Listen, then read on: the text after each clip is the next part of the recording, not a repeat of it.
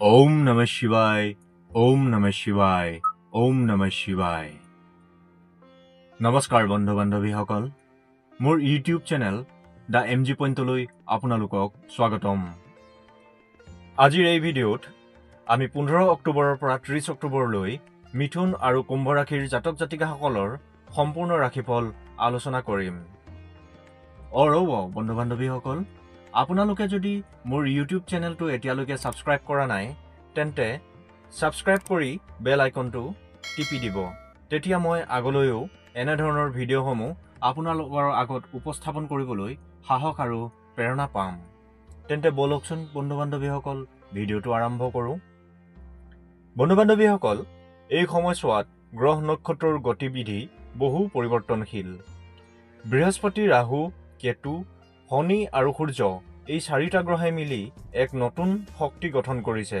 যাৰ প্ৰভাৱত এই দুয়োটা ৰাশিৰ জীৱন ধাৰণ প্ৰক্ৰিয়াত গভীৰভাৱে পৰিৱৰ্তন আনিব বলকচোন বন্ধু বান্ধৱীসকল আমি প্ৰথমে বুজি লওঁ এই সময়ছোৱাত গ্ৰহ নক্ষত্ৰৰ গতিবিধি কেনেকৈ সলনি হৈছে আৰু তাৰ বিজ্ঞানসন্মত অৰ্থ কি প্ৰথমে বৃহস্পতি বৰ্তমান বৃহস্পতিয়ে মিথুন ৰাশিত অৱস্থান কৰি আছে যদি বৃহস্পতি মিথুনত থাকে তেন্তে কথাবাৰ্তা জ্ঞান অধ্যয়ন আৰু চিন্তা শক্তি বৃদ্ধি পায় কিন্তু বন্ধু বান্ধৱীসকল 18 অক্টোবৰৰ পৰা বৃহস্পতি কৰ্কট ৰাশিত প্ৰৱেশ কৰিব এই স্থানান্তৰক জ্যোতিষশাস্ত্ৰত উচ্চ স্থান গতি বুলি কোৱা হয় এই সময়ছোৱাত মিথুন আৰু কুম্ভ ৰাশিৰ জাতক জাতিকাসকলে ধন জ্ঞান মান মৰ্যাদা আৰু দায়িত্ব একেলগে অনুভৱ কৰিব নম্বৰ 2 অৰ্থাৎ দ্বিতীয়তে ৰাহু কেতু 2025 চনত ৰাহু কুম্ভ আৰু কেতু সিংহ ৰাশিত অৱস্থান কৰি আছে এই দুয়োটা বিপৰীত শক্তি তথা চিন্তা আৰু আত্মগৌৰৱৰ মাজত অৰিয়াঅৰি সৃষ্টিৰ কাৰক ৰাহু কুম্ভত থাকিলে নতুন চিন্তা উদ্ভাৱনী ক্ষমতা সমাজ সেৱা আৰু গোপন অনুসন্ধান বৃদ্ধি পায় আৰু কেতু সিংহ ৰাশিত থাকিলে অহংভাৱ আত্মগৌৰৱ ব্যক্তিগত প্ৰতিপত্তিৰ সৈতে প্ৰত্যাহ্বান দেখা যায় তৃতীয়তে শনি বৰ্তমান মীন ৰাশিত আছে এই সময়ছোৱাত শনিয়ে মানুহক দায়িত্ব ধৈৰ্য আৰু নীতিৰ জ্ঞান দিছে যিজন ব্যক্তিয়ে সঁচা অৰ্থত পৰিশ্ৰম কৰে তেওঁৰ বাবে শনি আশীৰ্বাদ স্বৰূপ হ'ব কিন্তু যদিহে কামত কোনোৱে এলাহ কৰে বা দুই নম্বৰীভাৱে অপচেষ্টা কৰে তেন্তে শনি সেইজনৰ বাবে অভিশাপ স্বৰূপ হ'ব বন্ধু বান্ধৱীসকল বলকচোন এতিয়া আমি দুয়োটা ৰাশিৰ ৰাশিফল কেনে হ'ব তাকেই চাওঁ প্ৰথমে আহিছো মিথুন ৰাশিৰ ফলাফললৈ মিথুন ৰাশিৰ আদ্যক্ষৰ ক দ্বিতীয় ছ আৰু ঘ তাৰ মানে বন্ধু বান্ধৱীসকল ক দ্বিতীয় ছ আৰু ঘৰে যিসকলৰ নাম আৰম্ভ হৈছে সেইসকলৰ ৰাশি হৈছে মিথুন ৰাশি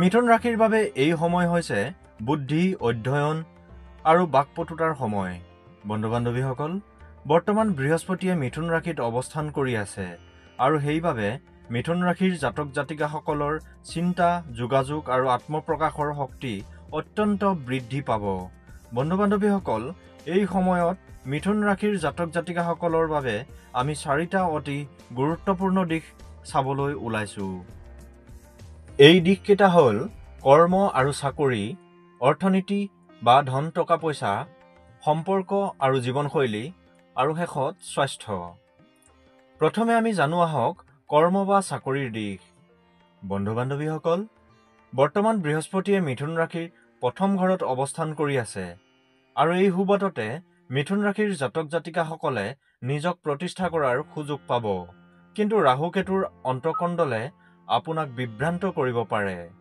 এই সময়ত পেছাগত কথাবাৰ্তা মিটিং বা যোগাযোগত আপোনাৰ সৈতে আন কাৰোবাৰ ভুল বুজাবুজি হ'ব পাৰে সেইবাবে আবেগেৰে নহয় বন্ধু বান্ধৱীসকল আপুনি বিবেকেৰে নিজৰ যুক্তি আগবঢ়াওক নম্বৰ 2 অৰ্থনৈতিক বা ধন টকা পইচাৰ দিশ বৃহস্পতিৰ আশীৰ্বাদে মিথুন ৰাশিৰ জাতক জাতিকাসকললৈ ধনৰ দুৱাৰ খুলিব কিন্তু কেতুৰ প্ৰভাৱত আপোনাৰ অযথা ব্যয় বা লোভনীয় বিনিয়োগ এৰি চলা উচিত হ'ব যিসকলে শিক্ষা বক্তা বা ছ'চিয়েল মিডিয়া প্লেটফৰ্মত কাম কৰি আছে তেওঁলোকৰ বাবে এইটো সময় ধন লাভৰ অত্যন্ত শুভ সময়।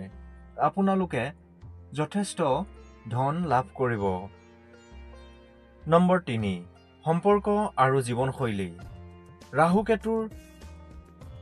ৰাহু কেতুৰ সংযোগে আপোনাৰ প্ৰেমানুভূতিৰ ওপৰত যথেষ্ট প্ৰভাৱ পেলাব। কিন্তু যিহেতু বৃহস্পতি আপোনাৰ প্ৰথম গৃহত অৱস্থান কৰি আছে, সেইবাবে প্ৰেমাস্পদৰ মাজত বাক বিতণ্ডা সৃষ্টি হ'লেও বুজাবুজিৰে পুনৰ মিলন হ'ব। নম্বৰ 4, স্বাস্থ্য। বন্ধু-বান্ধৱীসকল, মিথুন ৰাশিৰ জাতক জাতিকাসকলে এই সময়ছোৱাত চিন্তা আৰু নিদ্ৰাৰ ওপৰত নিয়ন্ত্ৰণ বজাই ৰাখিব লাগিব। বৃহস্পতিয়ে মানসিক শান্তি দিলেও ৰাহুৱে স্নায়ুতন্ত্ৰৰ অস্থিৰ কৰিব পাৰে। ধ্যান বা আপুনি যোগ কৰিব পাৰে, লগতে প্ৰচুৰ পৰিমাণে পানী খাব। বন্ধু-বান্ধৱীসকল, এতিয়া আহোঁ কুম্ভ ৰাশিৰ ফলাফললৈ। আপুনি যদি কুম্ভ বা মিথুন ৰাশিৰ জাতক জাতিকা, তেন্তে অনুগ্ৰহ কৰি মোৰ চেনেলটো ছাবস্ক্ৰাইব কৰি দিব আৰু কমেণ্ট বক্সত হৰ হৰ মহাদেৱ লিখিবলৈ নাপাহৰিব। বন্ধু-বান্ধৱীসকল, মিথুন ৰাশিৰ দৰে কুম্ভ ৰাশিৰো আমি মূলতঃ 4টা দিশ সামৰি আলোচনা কৰিব লৈছোঁ। নম্বৰ 1, পেছা আৰু জীৱিকা। নম্বৰ 2, অৰ্থনৈতিক দিশ।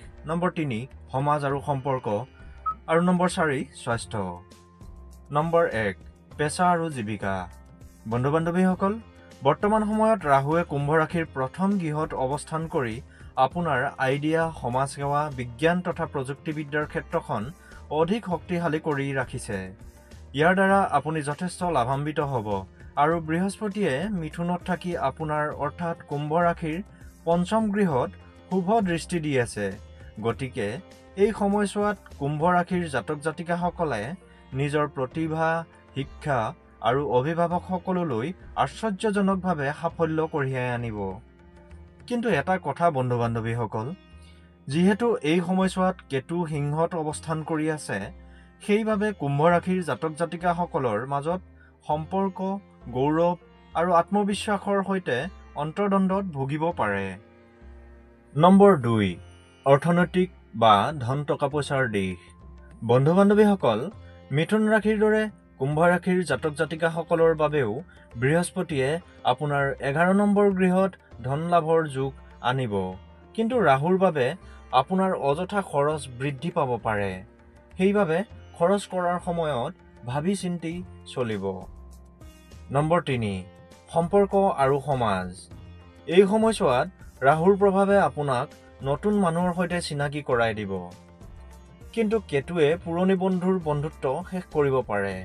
অৱশ্যে যি সম্পৰ্ক আপোনাৰ জীৱনৰ বাবে অৰ্থহীন, তেনে সম্পৰ্ক শেষ হ'ব, যিটো আপোনাৰ বাবে মংগলজনক। এই সময়ছোৱাত প্ৰেমত মনোযোগ আৰু শ্ৰদ্ধা দুয়োটাই প্ৰয়োজন হ'ব। নম্বৰ 4, স্বাস্থ্য। বন্ধু-বান্ধৱীসকল, এই সময়ছোৱাত কুম্ভ ৰাশিৰ জাতক জাতিকাসকল শনিদেৱে মানসিকভাৱে ধৈৰ্য পৰীক্ষা কৰিব। আপুনি কামৰ অতিমাত্ৰা চাপ নোলোৱাই ভাল। টোপনি আৰু আহাৰ সময়মতে গ্ৰহণ কৰিব। বৃহস্পতিয়ে আপোনাক সুস্থ সবল কৰিব যদিও ৰাহুৱে অতি চিন্তাত পেলাব পাৰে। আপুনি চিন্তা কৰাৰ আগতে হৃদয়ৰ কথা শুনিব। যিকোনো কাম কৰাৰ আগত পৰিকল্পনা যুগুত কৰি লওক। মনলৈ অহংকাৰ নানিব। আধ্যাত্মিক ধ্যান অতি জৰুৰী।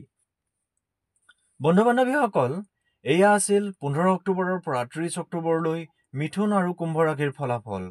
বৃহস্পতি এই সময়ত দুয়োটা ৰাশিৰ বাবে ভাল যদিও ৰাহু আৰু কেতুৱে অন্তৰ্কণ্ডলৰ সৈতে সহবাস কৰি আপোনাক অস্থিৰ কৰি তুলিবলৈ চেষ্টা কৰিছে আৰু শনিয়ে আপোনাৰ ধৈৰ্য পৰীক্ষা কৰি আছে। জীৱনৰ পথ কেতিয়াও একেই নহয়। গ্ৰহ নক্ষত্ৰই আমাক দিশ দেখুৱায়, কিন্তু সিদ্ধান্তৰ দায়িত্ব আপোনাৰ হাতত। যদি আপুনি ভিডিঅ'টো ভাল পায়, তেন্তে লাইক, কমেণ্ট আৰু শ্বেয়াৰ কৰিবলৈ নাপাহৰিব। লগতে চেনেলটো ছাবস্ক্ৰাইব কৰি কমেণ্ট বক্সত হৰ হৰ মহাদেৱ লিখিব। তেনেহ'লে আজিলৈ আহোঁ বন্ধু-বান্ধৱীসকল। সকলোলৈ ধন্যবাদ। ভালে থাকক সকলো।